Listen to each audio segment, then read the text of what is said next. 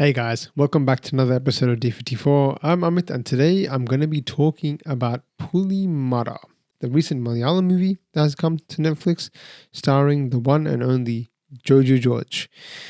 Now, I've been pretty excited to review this movie. I've been pretty excited to watch this movie, guys, because I have been seeing this movie, like its marketing material, for like the last, I don't know, 2 or 3 months. It feels like from the teaser that came out quite a while ago to the trailer that I reacted to the songs that they released as well.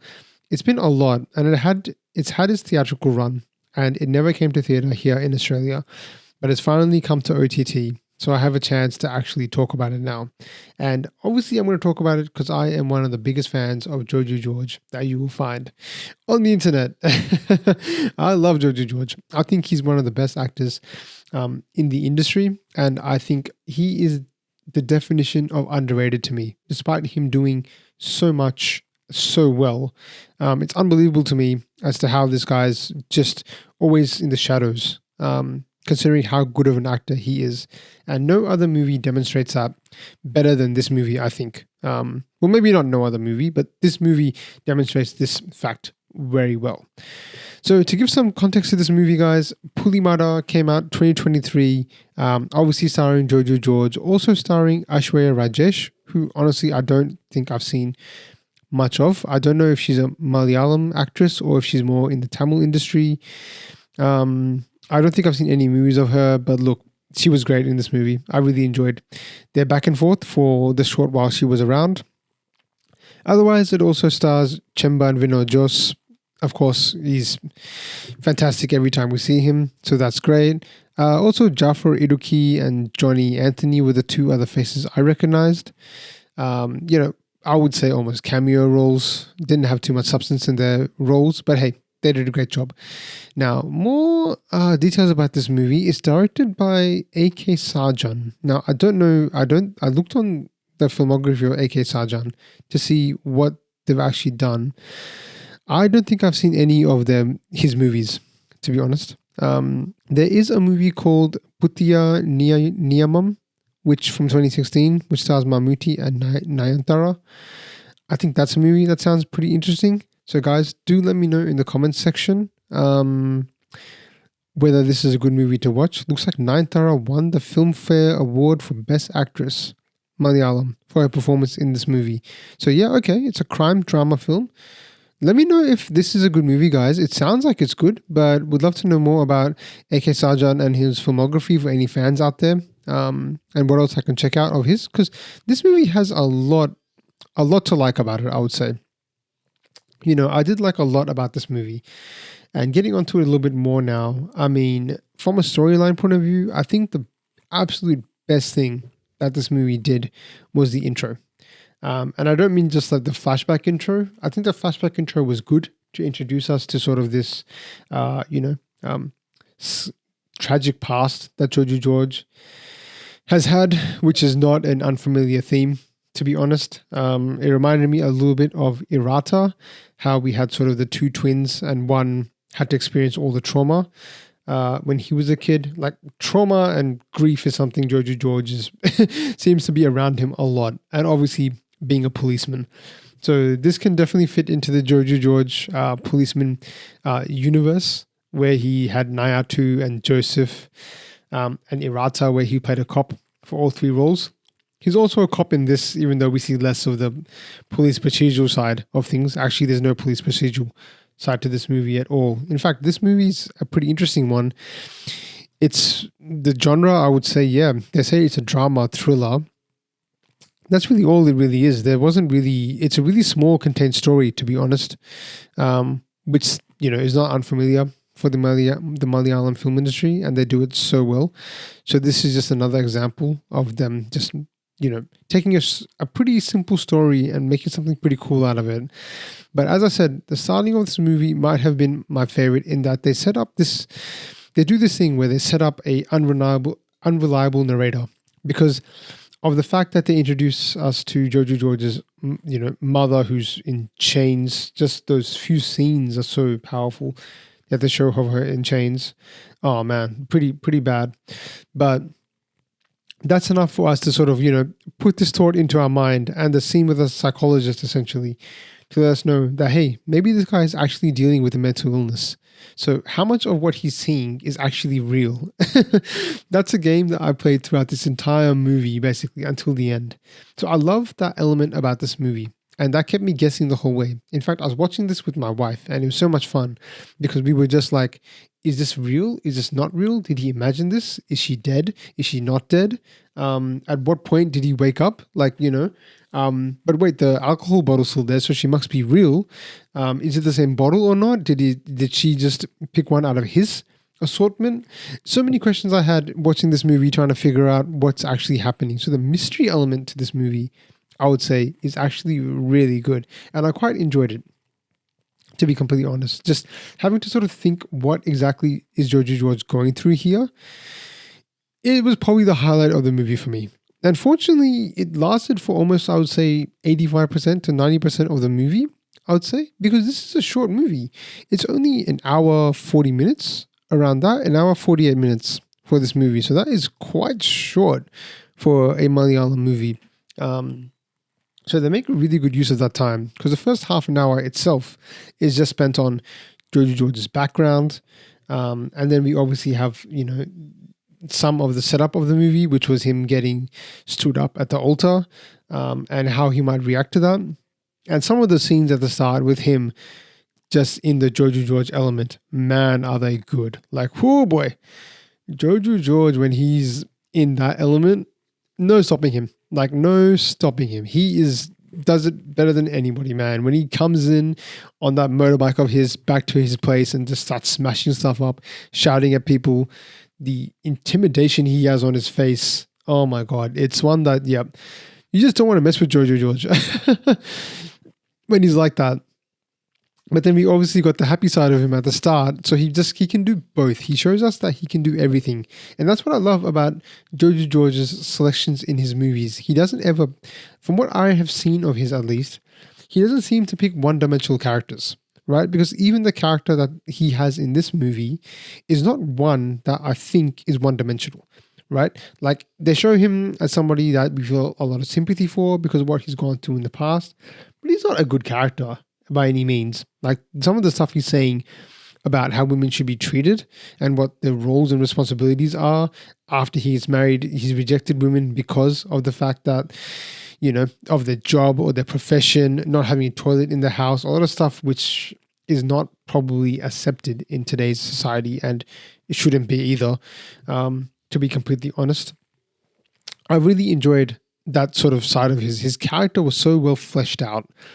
And we understood this as an actual person, the movie is about Joju George and his character's journey from start to end, and how he transitions and what else happens, what else he goes through and how that transforms him.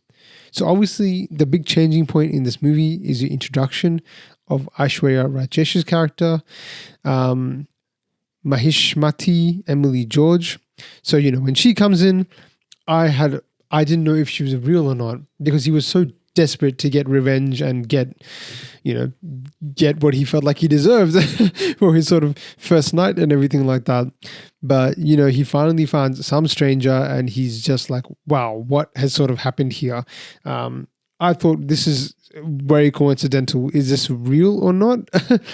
So that's when the games, that's when we started playing the games. Like, what exactly is he going through here? But yeah, she comes in and she just basically changes the game completely, because now Joju George, he has his prey. There is this whole concept about this Pulimada, this tiger's den, this tiger that's lurking around. Now, I don't know how much of that actually was needed for this story, to be honest, the actual literal tiger, because it didn't have too much of a part to play in the storyline. Like, it felt like an external threat. My reading on it was that it was more metaphorical, in that, the beast within, like, we have a tiger outside and we're scared of that, but we see somebody like Joju George who's acting like a tiger sometimes, especially in that scene when he pounces on Aishwarya Rajesh. He looks like a beast then as well. So there's something probably more metaphorical in that name as well. But yeah, I mean, like, I'll get back onto Aishwarya Rajesh's character and how she was so great as well, because she was like, yep, such a breath of fresh air in this movie that was quite dark at times. Like it's a dark movie. Like Joju George is basically trying to extract revenge, or not revenge, but he's trying to take out his anger in the only way he knows how. And he goes to some pretty bad places, and he takes us to some pretty bad places to get there. But look, overall, she really came in and she sort of changed how the whole dynamic of how this whole movie is going to go. Because her little cameo role, I would call it, is so full of life, and she was so good in this movie, I thought. And just the chemistry between her and Joju George, the back and forth that they had, some of the scenes that they had with sort of the drinking scenes, and how she's sort of rebellious. I thought maybe that she represented what Joju George wanted, or secretly desires or something like that, and he doesn't realize it. So I was even thinking, like, because they had teased some stuff about the mother and how she was possessed by a spirit or something like that, or she represented something in Hindu and Buddhism mythology. I forgot what they called it exactly. But essentially in the translations they said a vampire, but it wasn't a vampire when I researched it. It's something closer to like a woman with, like, powerful, powers, like she has powers, and things like that. So maybe I thought that had manifested itself somehow, but there was none of that stuff. It wasn't a supernatural movie at all in the end, but essentially that element kept me guessing. Is there going to be some supernatural element basically come about this? But essentially moving on with the movie, like Aishwarya Rajesh's cameo, I thought was really good, and it led to a lot of sort of good plot sort of being driven forward. And then afterwards, when we find out, when we see her dead, that's also great, because it just leads to the drama more. And then I'm just thinking, wow, because at this point I'm still thinking that this is a figment of Joju George's imagination. So I thought this movie was actually a pretty good commentary on things like childhood trauma and things like that, and how that can affect somebody in the later stages of their life. Because Joju George's character, Vincent, has obviously been through a lot in his life. And I was just thinking, is this going to be a commentary on basically how that manifests itself when we grow up? And in a way, I think it does do that pretty well. He's not able to really get married. He has this sort of curse on him, it seems like, again, referring to the supernatural elements to it again. But I just thought it was just a great red herring, I would call it, because at the end of the day, none of that happens. But I was almost convinced that this is what's happening in this movie. Like, nothing is real, and we're going to have to figure it out, go through this journey with Joju George, and he's going to end up in like a mental institute or something like that, or they're going to diagnose him for, schizophrenia or something like that. But it didn't happen like that. It actually was real. And while the ending is something that I don't know if I 100% agree with. I mean, I liked it. Like, it was a happy ending, and I liked that they showed that Joju George's character has progressed from those dark times, and he actually is married a woman who would be a good fit for him. They don't obviously explore that relationship much, but at least they tell us, look, some time has passed, and Joju George has had a life-changing moment due to Aishwarya Rajesh's character. Also, there's also I really like the theme of sort of the pilgrimage and going to the church that they go to. I know that's a very famous church. Pause.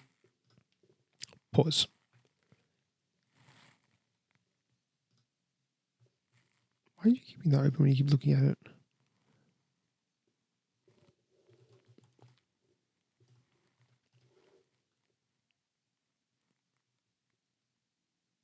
Was that part here?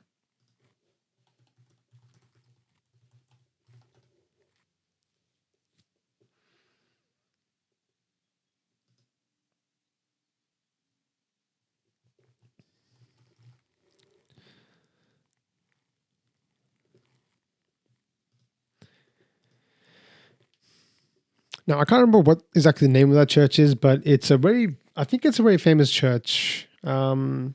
And I mean, it looked majestic. So we got some good sort of set location and some good scenery as well with the beach and everything like that. There's a good message about sort of the church and how that can sort of help change give you miracles and things like that as well. I just thought, at the darkest of times, I just like to sort of see that element introduced as well. So yeah, there's a lot of sort of instruments at play which come and help Joju George's character get back on track. But yeah, overall the ending, it was a nice ending, and I did like that it was all sort of real. Like, I don't mind supernatural stuff at all, to be honest. I quite actually enjoy that element in movies, but in this one I didn't mind it just being like, no, she was actually a real person and she was a criminal who was out on parole for some reason. I didn't quite understand what the background for that was, but hey, I didn't care at that point. It was more about Joju George and his journey and what had actually happened to him. But overall, guys, I was a pretty big fan of this movie. I know this movie will have a lot of criticisms, and I can understand people not enjoying this movie so much.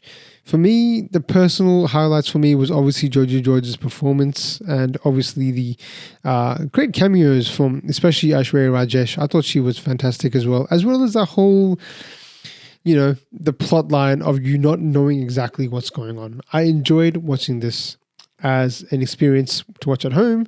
In theater, I probably would have also enjoyed it, to be honest. But yeah, some of the criticisms I think can definitely be like, it does sort of dip in and out sometimes, the pacing wise. Like, I think after the setup, it seems like there are times where it feels like it's a little bit stagnant, a little bit repetitive, especially after when Joju George has realized she's sort of, dead. I feel like that could have been done a little bit better, or even before, it could have been tightened up a little bit more. Even though this is only a movie that's an hour 40 minutes, you could argue that there's not much story for even an hour 40 minutes. They could have truncated this down to maybe even a minute, an hour and a half, and it still would have been fine. That's sort of some of the criticisms that I can sort of understand. But for me personally, I did not find this movie to be like hard to watch. I did not find it to be a bad movie. I think it's probably an above average movie. Yes, the script could have been a little bit tighter. It could have been a little bit better, but I personally enjoyed this quite a bit. But I would love to know in the comment section as to what you guys thought of this movie. If you've seen it, let me know your thoughts. There's obviously not going to be many people watching this movie, I feel, because it's just historically from what I've seen from Joju George movies, they don't seem to get that much traction. But if you have seen this, please let me know what your thoughts are in the comment section. I would love to talk to you about this movie and what you thought. But hey, that'll do it for me here. And thanks again so much for listening and supporting the channel. Looking forward to doing a lot more sort of movie reviews, reactions, song reactions, interview reactions. Obviously, our main stuff is our deep dives, and we love to do them quite a bit, breaking down movies as much as we can. So looking forward to doing that too. But thanks again, guys, and I appreciate your support.